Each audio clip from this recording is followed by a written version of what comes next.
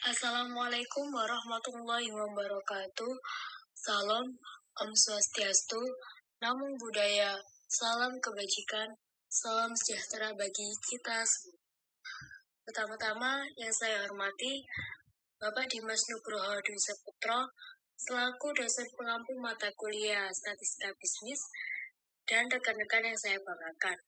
Di sini, saya Bilkis Faiza Zahra dengan 3 digit MPM terakhir, yaitu 136, akan menjelaskan mengenai hasil analisis saya yang berjudul Pengaruh Durasi Belajar Mandiri Terhadap Skor Hasil Ujian Matematika Bisnis. Untuk latar belakang dari pemilihan topik ini, banyak sekali asumsi bahwasanya durasi waktu belajar dianggap sebagai faktor paling berpengaruh terhadap hasil akademik.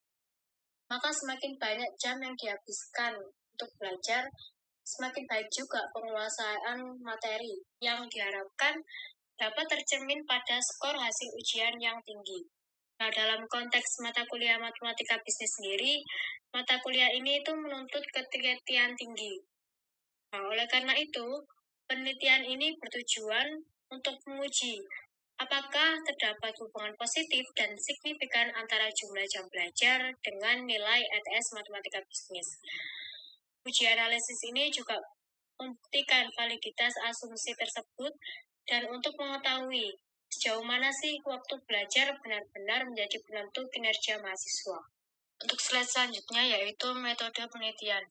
Di sini saya menggunakan dua variabel, yaitu variabel X ya rata-rata durasi belajar mandiri dan variabel Y yaitu skor nilai ETS Matematika Bisnis. Untuk penelitian ini menggunakan pendekatan kuantitatif yang bisa dilihat bahwasanya rata-rata durasi belajar mandiri itu satuannya jam dan skor nilai ETS Matematika Bisnis itu satuannya skor atau angka. Untuk teknik pengumpulan datanya itu dihasilkan dari survei daring yang menggunakan platform Keyform dengan instrumen ialah kuesioner yang berisikan pertanyaan. Untuk subjek penelitian ini ialah mahasiswa Prodi Manajemen Angkatan 2025 UPN Veteran Jawa Timur dengan menggunakan sampel berjumlah 33 responden yang akan dilakukan pengolahan data dengan 4 tahapan yaitu statistik deskriptif, uji Z2 sampel for means, kolerasi, dan regresi sederhana. Masuk pada pengolahan data yang pertama, yaitu deskriptif statis. Di sini terdapat 3 variabel, yaitu X1, X2, dan Y. Namun saya hanya menjelaskan pada X1 dan Y saja. Untuk X1 atau durasi belajar menunjukkan rata-rata durasi belajar mandiri mahasiswa ada di 2,875 jam per harinya, yang berarti secara umum itu mahasiswa menghabiskan waktu kurang dari 3 jam untuk belajar mandiri. Untuk nilai median dan mode sama-sama berada pada angka 3 jam yang mengindikasikan bahwasanya durasi belajar yang paling sering dilaporkan dan nilai tengah dari data yang terkumpul itu sekitar 3 jam.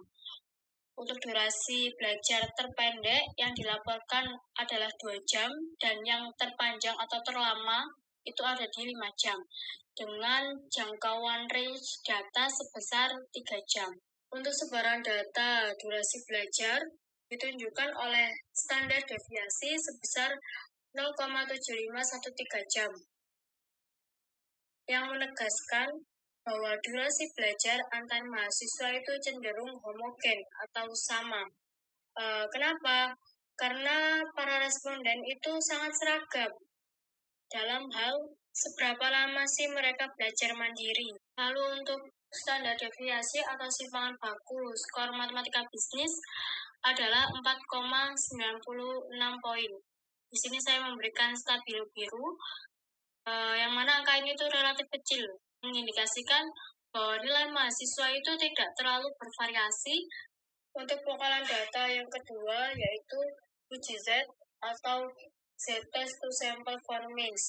Mana dalam pengolahan data ini itu bertujuan untuk membandingkan dua rata-rata populasi antara X1 dan X2. Untuk X1 atau variabel 1 menghasilkan rata-rata sebesar 2,875. Sedangkan variabel 2 menghasilkan rata-rata 7,65 sekian. Dengan statistik uji Z menghasilkan sekitar min 0,838 dan p-value dua sisi yaitu 0, Z kritis satu arahnya ada di angka 1,64 dan Z kritis dua arah ada di 1,95. Untuk p-value satu arah maupun dua arah menghasilkan angka 0, yang mana dapat diambil keputusan ketika angka p-value itu kurang dari tingkat signifikan sebesar 0,05, maka kita menolak hipotesis awal atau H0 dan kita menerima hipotesis alternatif atau H1. Untuk pengolahan data yang ketiga yaitu uji kolerasi yang bertujuan untuk memahami hubungan antara durasi belajar mandiri dan nilai ujian matematika bisnis. Di sini kita fokus pada angka yang sudah saya stabili merah, yaitu kolerasi antara X1 dan Y menghasilkan kolerasi sebesar 0,24115957, yang mana angka ini itu memiliki arah hubungan yang positif. Jadi semakin lama durasi belajar mandiri, maka cenderung semakin tinggi juga skor nilai ETS matematika bisnis.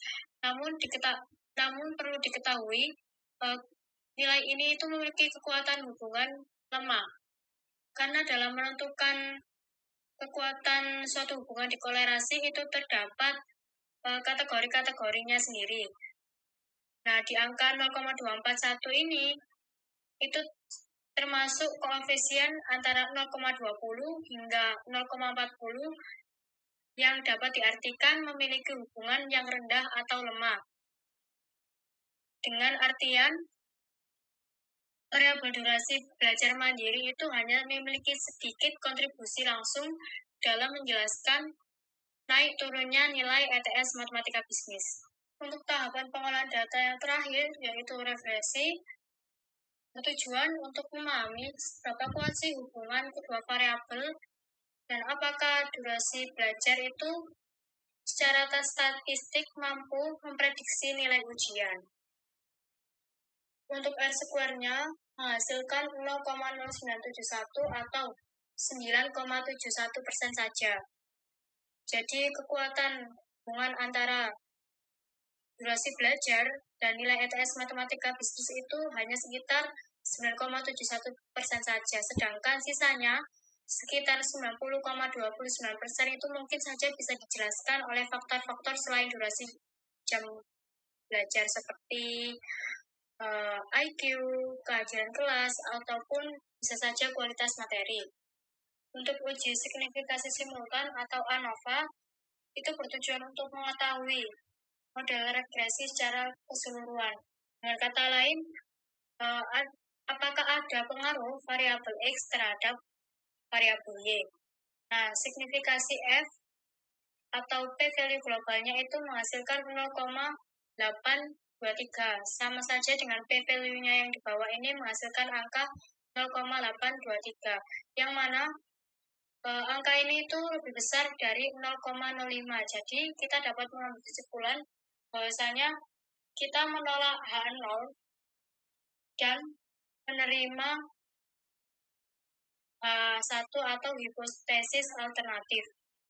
Dari uji regresi ini dapat disimpulkan bahwasanya durasi belajar mandiri itu tidak memiliki pengaruh yang signifikan terhadap nilai ETS matematika bisnis, karena p-value-nya itu lebih besar dari 0,05,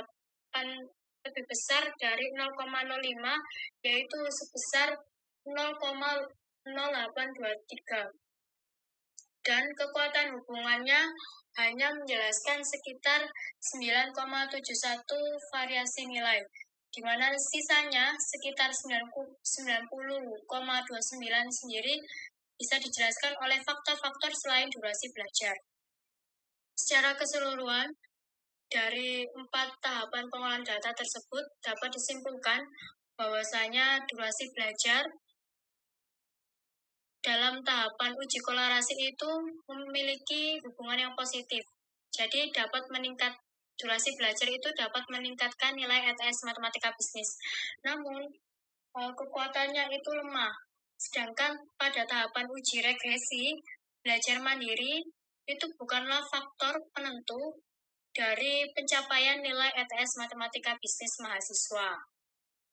Sarannya untuk meningkatkan hasil ujian mahasiswa yang lebih baik itu, yang pertama kita bisa fokus pada peningkatan efektivitas belajar. Jadi bukan hanya memperpanjang dari durasi jam belajar kita. Yang kedua, kita bisa mengelola waktu belajar dengan baik sehingga konsentrasi pada materi yang relevan dan teknik belajar itu lebih efektif. Yang ketiga, kita bisa memilih metode belajar sesuai dengan gaya belajar pribadi. Dengan demikian, memprioritaskan kualitas belajar melalui strategi pembelajaran yang bermutu dan lingkungan belajar yang mendukung ialah opsi yang lebih efektif daripada hanya memperpanjang durasi belajar tanpa arah yang jelas. Nah, pendekatan ini akan membantu mahasiswa untuk mencapai prestasi akademik yang lebih optimal dan bermakna. Sekian penjelasan dari analisis pengaruh durasi belajar terhadap skor hasil ujian matematika bisnis yang bisa saya sampaikan. Mohon maaf apabila ada salah kata maupun kata-kata yang sulit untuk difahami. Sekian dari saya. Wassalamualaikum warahmatullahi wabarakatuh.